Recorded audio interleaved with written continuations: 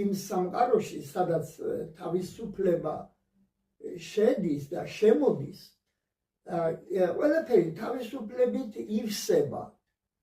ის სავსეობა სისავსეა და ადგილს არ ტოვებს ის სხვა ისეთი რამეებისთვის, რომელიც შეიძლება იყოს არათავისუფლება, მაგრამ როგორც ვთქვი, ის არის ძალიან პრინციპი ფაქიზი და მას მუდმივი სრულობა და მუდმივი მოვლა ჭირდება, ხო? და ეს სიმამაცე სწორედ მოაქვს მას, როგორც მისი დაცვა. სიმამაცე ჩემი რაღაცა სიკველი კი არ არის, არამედ ის ჩემში შემოიტანა და დანერგა თავისუფლება. თუ მე მამაცი ვარ, ეს სიმამაცე ჩემში ამოიზარდა, დააჩნდა იმდენად, რამდენადაც როგორც ვთქვი, აქ შემოვიდა თავისუფლება, ხო? შიშს ეხლა თვითონ ეუფლება შიში. შიში უკვე არის იარაღაყრილი.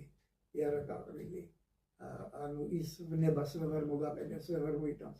თუ შენ იქნები მამაცი და თუ შენი ცნობიერება იქნება მუდამ გვიძარე, გაღვიძებული, ხო, ცნობიერების გაღვიძებაზეა, გამოღვიძებაზეა აქ ყველაფერი დამოკიდებული და ეს გამოღვიძებას ვის მოაქვს? ეს მოაქვს თავისუფლებას. არათავისუფლება პირიქით ძილს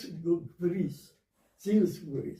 თავისუფლება გაფხიზლებს და განიჭებს, ასე ვთქვათ, განიჭებს იმის უნარს, იმის ნიჭს, თავისუფლება თვითონ ნიჭია, რა თქმა უნდა.